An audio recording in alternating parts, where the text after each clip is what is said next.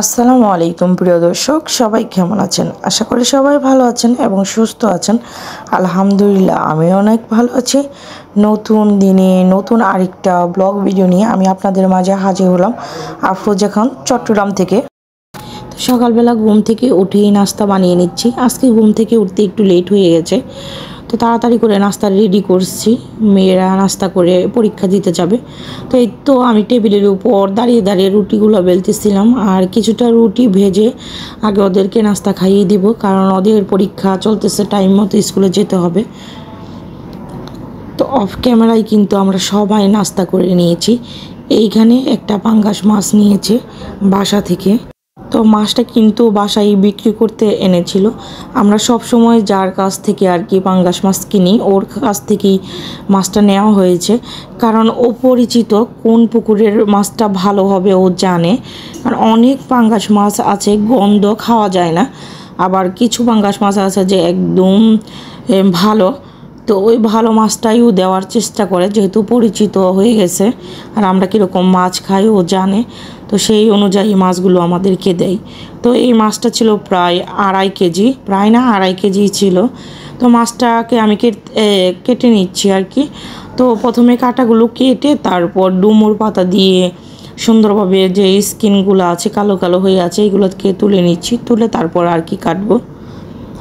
তো এই তো মাছটাকে আমি সুন্দরভাবে ডলে তারপর ধুয়ে নিয়ে আসছি, আর যতটা সম্ভব আমি পরিষ্কার করে নিয়েছি। তো পরিষ্কার করে কেটে মানে 3 ভাগ করে কেটে আমি ধুয়ে তার রক্তটাকে পরিষ্কার করে তারপর আর কি পিস করে কেটে নিচ্ছি, মানে আমার পছন্দ অনুযায়ী। তো বাসা থেকে মাছ নিলে কিন্তু আমার পছন্দ অনুযায়ী আর কি পিসগুলো কাটতে পারি, আর বাজার থেকে মাছ আনলে তো ওরাই কেটে দেয়, অনেক সময় কিছুটা ছোট করে আবার কিছুটা বড় করে। তো আগে কিন্তু বড় মাছ কাটা তো দূরের কথা, ছোটো মাছও কাটতে পারতাম না, রান্নাটাও করতে পারতাম না। এখন আল্লাহর রহমতে সব কিছুই শিখে গিয়েছি। আর এই মাছ কাটাটা শিখেছি আমি ইউটিউব দেখে আমার মাছ কাটাটা শেখা।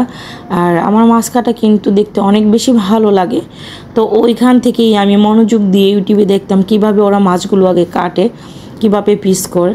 তো ওইখান থেকে দেখে দেখে তারপরে এখন শিখে গিয়েছি। এখন বাসায় এরকম বড় মাছ আনলে আমার কাটতে কিন্তু ভালোই লাগে। তো এতে কথা বলতে বলতে মাছগুলো কেটে নিয়েছি, এখন ধুয়ে নিব। তো লবণ হলুদ দিয়ে সুন্দরভাবে পরিষ্কার করে মাছগুলো ধুয়ে নিয়েছি। এখন কিছুটা মাছ আজকে রান্না করব, যেমন ধরেন মাথা আর কয়েক পিস নিব। আর কিছুটা মাছ আমি ছোট ছোট মানে আমার প্রতিদিনে 2 বেলাতে যা প্রয়োজন আর কি যখন বের করব যেন 2 বেলাতে হয়ে যায় আমার আর ওর আব্বুর। আবার অনেক সময় এই পাঙ্গাস মাছটাকে দিয়ে আমি আমার বাচ্চার মানে ছেলের জন্য খিচুড়িও রান্না করি। তো ওই অনুযায়ী একটু ছোট ছোট করে পলি ব্যাগে রেখে দিব আর কি। একটা ব্যাগ বের করলেই যেন আমার 2 বেলা হয়ে যায় এবং বাচ্চার খিচুড়িতেও দিতে পারি এরকম করে। তো মাছগুলো ফ্রিজে রেখে দিয়ে আসছি।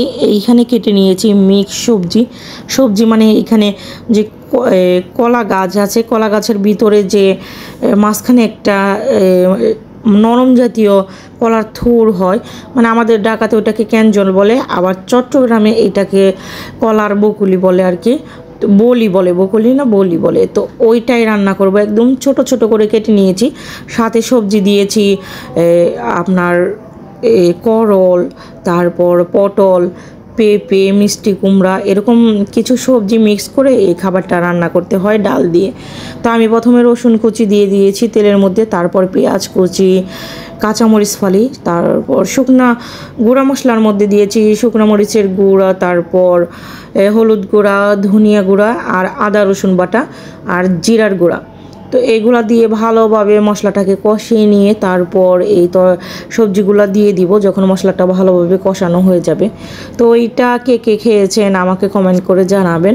এই জিনিসটা খেতে কিন্তু খুব ভালো লাগে। চট্টগ্রামে সবাই কিন্তু এইটা খেতে দেখেছি, কিন্তু ঢাকাতে খুবই কম খায়, মানে বেশিরভাগ দেখেছি যে এইটা ফেলেই দেয়। এটা আসলে হয় যে কলা গাছে যে কলা ধরে, ওই কলা গাছটা মানে যেই কলা গাছে কলা ধরে ওইটার ভিতরেই হয়, এমনি গাছে কিন্তু হয় না।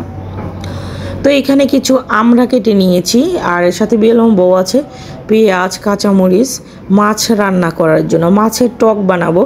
এই মাছের টকটা খেতে আমার অনেক বেশি ভালো লাগে। আমি অনেক সময় জলপাই দিয়েও এই টকটা বানাই। যেই সময়টা জলপাই বা আমড়া থাকে না তখন কিন্তু আমি বেলুম্বু আছে ওই বেলুম্বু দিয়ে রান্না করি। তো জলপাইটাকে আমি কি করি, এই খাবারটা খাওয়ার জন্য মানে রান্না করার জন্য আমি ডিপ ফ্রিজে জলপাই কিনে রেখে দিই, আর যত দিন সম্ভব আর কি খাওয়া যায় তত দিন খাই। এইবার রেখেছিলাম 2 কেজি, খাওয়া হয়ে গেছে। তো সামনের বার ভাবতেছি আরও বেশি করে রান্না মানে রাখবো, কারণ মাছের টকটা বানালে আমার বাসার সবাই অনেক বেশি পছন্দ করে। আমার বাচ্চারা মাছ না খাক কিন্তু টকের যে ঝোলটা হয় ওটা খেতে অনেক বেশি পছন্দ করে। কথা বলতে বলতে আমি সবজিটাকে কষিয়ে তারপর রান্না করে নিয়েছি ঝোল দিয়ে। এখন নামানোর আগ দিয়ে আবার একটু ভাজা জিরার গুঁড়া দিয়ে নামিয়ে নিব। তো আজকের তরকারি এটা মজাই হয়েছে খেতে, কিন্তু হলুদটা একটু বেশি হয়ে গিয়েছিল তরকারিতে।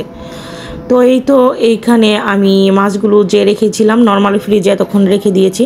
তো ওই রান্নাটা তো কমপ্লিট, এখন এই মাছগুলো রান্না করে নিব। তো মাছগুলো আগে ভেজে নিব, সামান্য হলুদ গুঁড়া, মরিচ গুঁড়া আর স্বাদ মতো একটু লবণ দিয়ে সুন্দরভাবে মেখে মাছগুলো আগে ভেজে নিতে হবে, তারপর রান্না করব।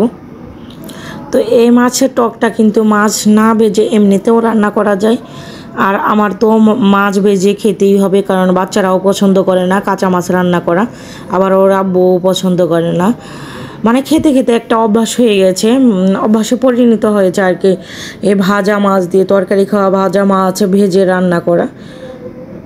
তো ইচ্ছা করলে কিন্তু আজকে টাটকা মাছ আনা হয়েছে, এটা এমনিও খাওয়া যেত, কিন্তু না, এটাকেও ভেজে রান্না করলে আর কি বেশি ভালো লাগবে খেতে। তো আমার কিন্তু মাছগুলো ভেজে নেওয়া হয়ে গেছে, এখন রান্না করে নিব। তো এই মাছটাকে আমি কিভাবে রান্না করছি সেইটা আপনাদের সাথে শেয়ার করছি। প্রথমে তেল দিয়ে দিয়েছি, মাছ ভাজার যে তেলটা ছিল ওইটা পুরোটাই দিয়ে দিয়েছি, আর সাথে একটু তেল দিয়েছি। তারপর পেঁয়াজ কুচি আর কাঁচামরিচ তেলের মধ্যে ভালোভাবে ভেজে নিয়েছি। এখন মশলার মধ্যে গুঁড়া মশলা অ্যাড করব, হলুদ গুঁড়া, ধনিয়া গুঁড়া আর মরিচ গুঁড়া, স্বাদ মতো লবণ, এগুলা দিয়েই কিন্তু রান্না করব। আর কোনো মশলা এখানে অ্যাড করব না। এখানে কিন্তু কোনো জিরার গুঁড়া বা আদা রসুন বাটা কোনো কিছুই দিতে হবে না, এগুলো দিলে খেতেও ভালো লাগবে না। তো এই তো পরিমাণ মতো পানি দিয়ে ভালোভাবে কষিয়ে নিতে হবে। আর আমড়াটা কিন্তু আমি এর সাথেই দিয়ে দিচ্ছি, কারণ আমড়া তো শক্ত হয়, তো এটা সেদ্ধ হতে টাইম লাগবে। তো সাথে মাথা যে নিয়েছি পাঙ্গাস মাছের মাথা 2 ভাগ করে কেটে ওইটাকেও আর কি দিয়ে দিব, কারণ মাথাও তো সেদ্ধ হতে টাইম লাগবে। তো এই তো কিছুক্ষণ কষিয়ে তারপরে ঝোলের জন্য একটু বেশি পরিমাণে পানি অ্যাড করে দিলাম। তো পানি অ্যাড করে ঢাকনা দিয়ে ভালোভাবে ঝোলটাকে ফুটিয়ে নিব। মিডিয়াম আঁচ আর কি রেখে আমি প্রায় 10 মিনিটের মতো ঝোলটাকে ফুটিয়ে নিয়েছি। এখন ভেজে রাখা মাছগুলো দিয়ে আর 2-3 মিনিটের মতো ফুটাবো, তারপরে আর কি নামিয়ে নিব। খুব ইজি রান্নাটা, কিন্তু খেতে অসাধারণ লাগে। তো রান্না শেষ হতে না হতেই ওরা বই একটু বাইরে গিয়েছিল, তো ওইখান থেকে তাল, তারপর যে জাম্বুরা হয় ওইটা আর নিমকি নিয়ে আসলো। তো এইগুলাকে এখন ঠিকঠাক করে গুছিয়ে নিব, তালটাকেও রেখে দিব, পরে আর কি রস করে ফেলবো। এখন তো সম্ভব না, দুপুর রান্নাই শেষ হয়নি, রান্না শেষ হলে তারপর ফ্রেশ হবো, নামাজ পড়বো, দুপুরের খাবার খাবো, এখন তো পারবো না। পরে দিয়ে আর কি বিকেলের দিকে তালটাকে ছেলে নেব, কারণ তালটা কিন্তু একদম পেকে গিয়েছে না, যদি আজকে রেডি করি তাহলে কিন্তু নষ্ট হয়ে যাবে। রস করে ডিপ ফ্রিজে রেখে দিব। আর এখানে জাম্বুরাগুলো কিন্তু অনেক সুন্দর ছিল। তো নিমকিগুলো আমি এখানে একটা বক্সে ভরে রাখছি আর কি। তো এই নিমকিগুলো মূলত আমার ঘরে আনা হয় চটপটি খাওয়ার জন্য, কারণ দেখা যায় যে দোকানে যেই ফুচকার যেইগুলা খোলসগুলো বিক্রি করে ওইগুলো দিয়ে কিন্তু চটপটি খেতে একদমই ভালো লাগে, কিন্তু অতটা বেশি না। কিন্তু এই নিমকি দিয়ে চটপটি খেতে অনেক বেশি ভালো লাগে, কারণ এটা অনেকক্ষণ পর্যন্ত আর কি ক্রিস্পি থাকে চটপটিতে দেওয়ার পর। কিন্তু ওইগুলা দিলে আর কি যেগুলো কিনতে পাওয়া যায় যে ফুচকার যেইগুলো আর কি, ওইগুলো যে দেওয়ার সাথে সাথেই নেতিয়ে যায়। এতক্ষণ পর্যন্ত যারা যারা আমার ভিডিওটি দেখেছেন প্লিজ ভিডিওটিতে একটা লাইক দিয়ে দিবেন, আর আমার চ্যানেলটাকে সাবস্ক্রাইব করে দিয়ে আমার পাশেই থাকবেন। তো আজকের এই ভিডিওটা এই পর্যন্তই। আল্লাহ হাফেজ।